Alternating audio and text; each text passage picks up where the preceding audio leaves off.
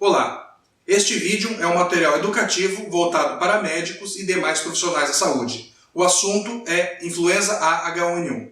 Meu nome é Luiz Jorge Moreira Neto e eu sou infectologista na cidade de Maringá, no Paraná. Como já é de conhecimento de todos, a epidemia de gripe esse ano começou um pouco mais cedo e está tendo um número anormalmente elevado de casos. O vírus que está causando isso é o mesmo vírus da epidemia de 2009, quando era chamado de gripe suína. Na ocasião, ainda não tínhamos muito conhecimento sobre ele, mas hoje em dia temos um conhecimento um pouco maior. Esse vírus é transmitido pelo contato com secreções respiratórias e também através das mãos contaminadas e de fômites, que são objetos que podem transmitir a doença, objetos inanimados que podem transmitir a doença.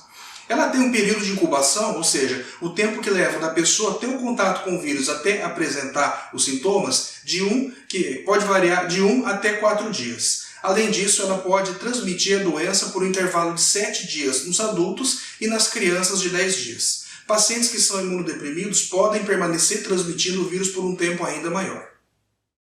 O quadro clínico da gripe costuma ser composto de febre alta, que pode facilmente passar de 39 ou 39,5, e tosse seca. São sintomas que costumam estar presentes em mais de 95% dos casos. Os pacientes ainda costumam se queixar de outros sintomas, como cefaleia, mialgia e artralgia, com uma frequência bastante alta, e sintomas que são um pouco menos frequentes, como a rinorreia, fadiga, falta de ar, além da hiperemia conjuntival, diarreia e vômitos. O quadro todo costuma durar em torno de 7 dias, porém o paciente pode apresentar complicações. As mais comuns são a pneumonia bacteriana, a sinusite, a piora das doenças de base, como a cardiopatia e a pneumopatia, além do diabetes, e a complicação mais temida, que é a pneumonite viral, a pneumonia causada pelo vírus da influenza e que costuma levar a casos graves. Os casos mais graves se encaixam na definição de síndrome respiratória aguda grave, que é caracterizado pela saturação de O2 menor que 95% em ar ambiente, sinais de desconforto respiratório ou aumento da frequência respiratória de acordo com a idade, piora das condições clínicas de base e hipotensão em relação à pressão arterial habitual do paciente. Porém, em situações de epidemia, que é o que nós estamos vivendo agora, uma situação de sazonalidade, que o vírus está circulando com uma frequência bastante alta, todo e qualquer indivíduo que apresenta um quadro de insuficiência respiratória aguda pode ter o quadro derivado de uma infecção pelo vírus da influenza. E como detectar se o paciente está evoluindo mal, se ele está evoluindo para um quadro de síndrome respiratória aguda grave? Você tem que prestar atenção nos seguintes sinais: aparecimento de dispneia ou taquipneia ou hipoxemia, persistência ou aumento da febre por mais de 3 dias, que pode indicar uma pneumonite primária pelo vírus influenza ou ainda uma infecção bacteriana secundária, uma exacerbação de doença pré-existente como DPOC, cardiopatia ou qualquer outra doença sistêmica, qualquer tipo de disfunção orgânica grave, como a insuficiência renal aguda, a miosite, que deve ser comprovada pelo exame de CPK, aumentado maior que 2 a 3 vezes, alteração sensorial, exacerbação de sintomas gastrointestinais em crianças e desidratação. Há algumas situações, algumas condições que costumam apresentar um risco aumentado de complicação.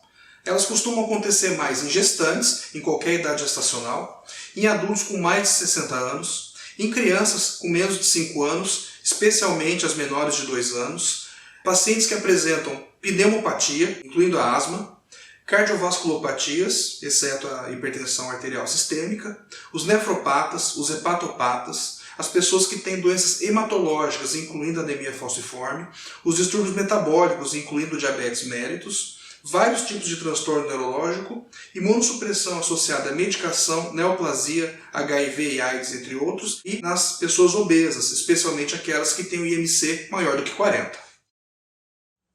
E como é feito o tratamento da influenza H1N1? Bom, esse paciente precisa imediatamente passar por um atendimento médico.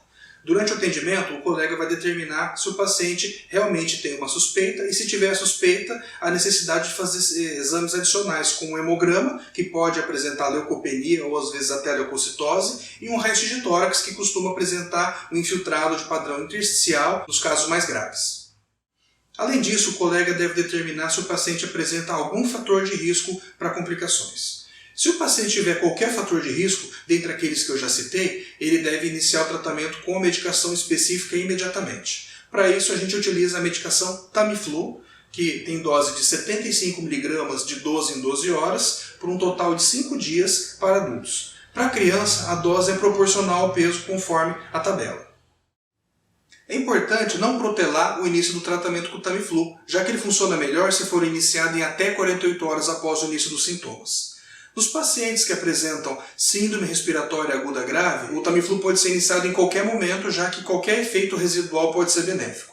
Porém, esses pacientes todos têm que ser tratados em ambiente hospitalar, sendo que alguns deles, por causa da gravidade, podem necessitar de UTI e até ventilação mecânica, mas felizmente esses casos não são muito comuns.